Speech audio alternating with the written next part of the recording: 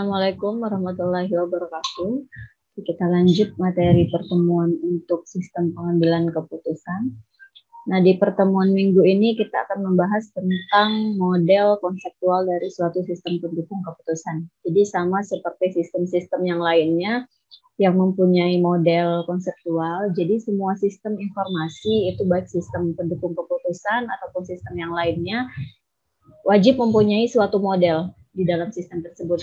Nah, model untuk si sistem pendukung keputusan ini sendiri yaitu di dalam datanya itu ada beberapa data. Yang pertama data manajemen. Nah, data manajemen ini sendiri akan didapatkan dari data eksternal maupun internal dari suatu organisasi. Jadi baik data internal dan data eksternal dari suatu organisasi itu nanti akan ditampung di dalam manajemen data di dalam suatu sistem pengambilan keputusan. Nah, setelah data manajemen tersebut ditampung, baik internal maupun eksternal, langkah selanjutnya adalah model manajemen. Jadi dalam suatu sistem pendukung keputusan, itu harus ditentukan model manajemennya mau seperti apa.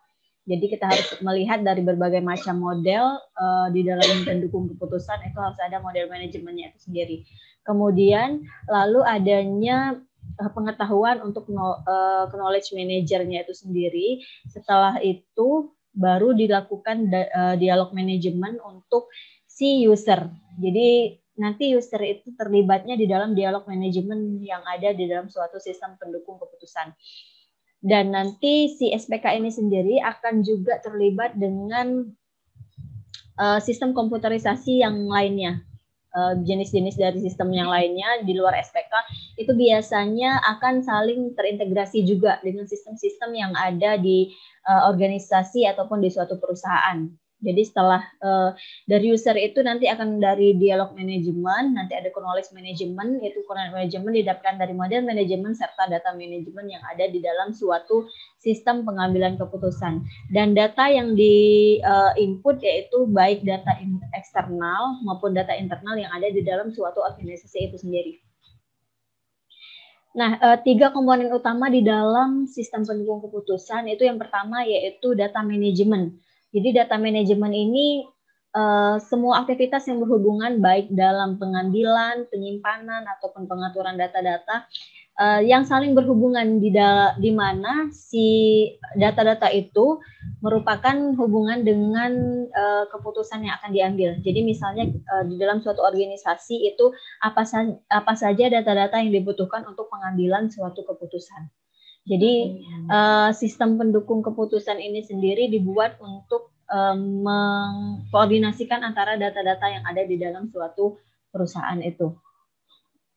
Kemudian di dalam data manajemen ini juga akan menyediakan berbagai fungsi di dalam suatu sistem, misalnya kayak keamanan, kemudian integritas data yang ada di dalam sistem, serta administrasi yang berkaitan dengan si SPK ini sendiri.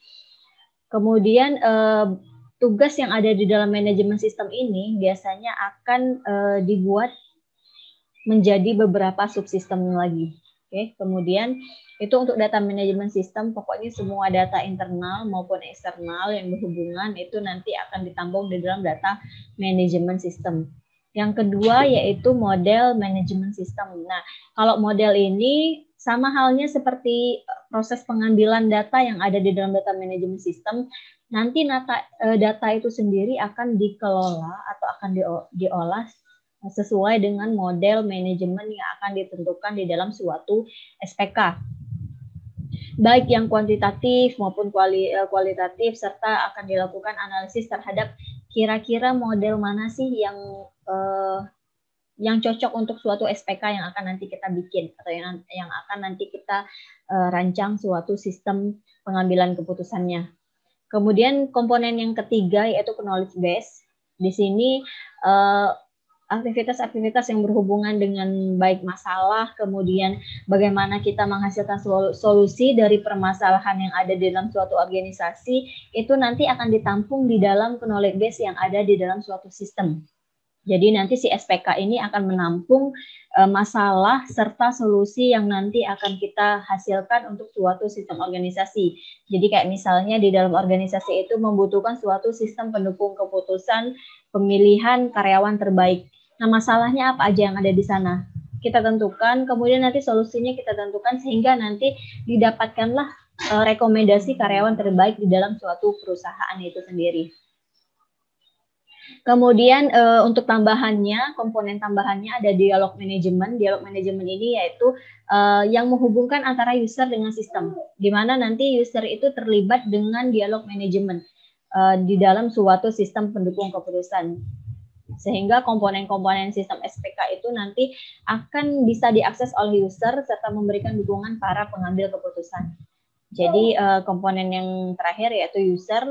Jadi user ini desain, implementasi, serta pemanfaatan SPK itu tidak akan efektif jika tidak disertai dengan user, karena user yang akan tahu bagaimana sih user interface ataupun dialog manajemen yang bagus, dialog manajemen yang mudah digunakan oleh seorang user, dialog manajemen yang mudah dikelola oleh seorang user. Nah, jadi nanti user ini akan terlibat aktif juga di dalam suatu SPK. Makanya kenapa sistem pengambilan keputusan ini bisa sering disebut dengan sistem yang interaktif. Jadi dia bukan natif ataupun di belakang layar. Kalau si user ini dia berhubungan langsung dengan suatu sistem pengambilan keputusan. Jadi adanya interaksi antara user dengan sistem. Jadi dia bukan kayak suatu sistem data yang cuma basicnya aja. Nah, kalau di dalam si SPK ini ada interaksi. Bagaimana nanti keterlibatan user itu menginput suatu data, menginput semua nilai-nilai yang kita masukkan ke dalam kriteria, itu akan menghasilkan nilai yang berbeda di dalam suatu SPK ini sendiri. Makanya kenapa user itu dikatakan user interaktif. Nah, kita lihat hubungan antara ketiga komponen itu sendiri, yaitu pengelolaan data tadi saling berhubungan dengan pengelolaan model dan pengelolaan dialog. Jadi ketiga komponen itu akan saling berhubungan. Setelah saling berhubungan, ketiga komponen itu sendiri baru nanti akan ditransfer untuk user yang akan menggunakan suatu sistem pengambilan keputusannya. Nah, di dalam sistem tersebut ada beberapa subsistem. Subsistem pengelolaan data yang pertama yaitu database. Jadi dalam SPK itu sama seperti sistem yang lainnya wajib mempunyai suatu database ya. Nah, di dalam SPK ini ada juga DBMS-nya, Database Management System. Jadi bagaimana basis data itu nanti tetap di manajemen di dalam suatu manajemen yang biasanya kita sebut sebagai DBMS, supaya basis datanya itu terorganisasi dengan baik. Karena si SPK ini sendiri sumber utamanya ya dari database by data yang ada di dalam suatu sistem ini sendiri. Jadi data tersebut nanti akan disimpan, terus nanti diorganisasikan di dalam sebuah basis data yang tadi kita sebut sebagai DBMS. Nah, kemampuan subsistem data yang wajib ada, yang pertama dia mampu mengkombinasikan sumber-sumber data yang relevan. Jadi setelah adanya ekstraksi data, baik misalnya datanya itu berupa informasi-informasi, itu biasanya kita transfer dalam bentuk angka di dalam suatu sistem pengambilan keputusan, baru nanti diekstraksikan data tersebut sehingga bisa dibaca oleh suatu SPK. Kemudian dia bisa menambah serta menghapus secara cepat dan mudah, bagaimana nanti user bisa menggunakan secara efisien. Kemudian mampu menangani data personal ataupun non-personal sehingga user bisa bereksperimen terhadap berbagai alternatif keputusan yang nanti akan dimasukkan ke dalam sistem pengolahan data ini. Kemudian mampu mengolah data yang bervariasi dengan fungsi manajemen data yang luas. Lalu ada subsistem pengelolaan model atau biasanya disebut dengan model base. Kemampuannya yang pertama, si model base ini mampu menciptakan model-model baru dengan cepat dan mudah. Jadi ketika dibutuhkan model-model baru di dalam sistem pengelolaan model, dia bisa menghasilkan dengan cepat. Kemudian mampu mengkatalogkan dan mengelola model untuk mendukung semua tingkat pemakai, mulai dari low management, middle management, sampai top management nanti bisa dikelola oleh model ini sehingga semua level bisa menggunakan si SPK ini sendiri. Kemudian mampu menghubungkan model-model dengan basis data melalui hubungan yang sesuai dan mampu mengelola basis model dengan fungsi manajemen yang analog dengan database management. Jadi antara model base dengan database management itu saling terintegrasi, bagaimana caranya kedua base ini bisa saling berhubungan dengan baik. Kemudian subsistem pengelolaan dialog ataupun biasanya kita sebut sebagai user interface. Yang pertama itu ada bahasa aksi atau action language. Di dalam bahasa aksi ini si sistem ataupun perangkat lunak yang kita gunakan itu bisa berkomunikasi dengan user. Biasanya cara berkomunikasi kita dengan sistem itu pertama kita bisa melalui keyboard ya, atau bisa melalui joystick ataupun bisa melalui key fungsi yang lainnya seperti mouse dan yang lainnya. Jadi adanya interaksi antara user dengan sistem melalui bahasa aksi itu biasanya dengan alat yang ada di dalam sistem itu sendiri.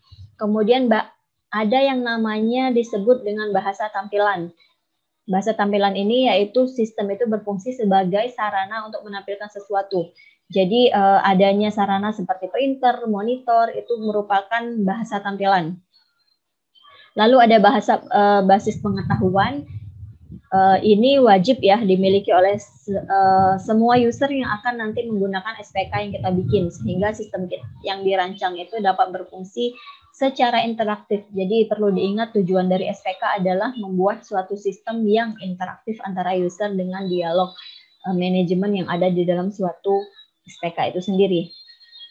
Oke.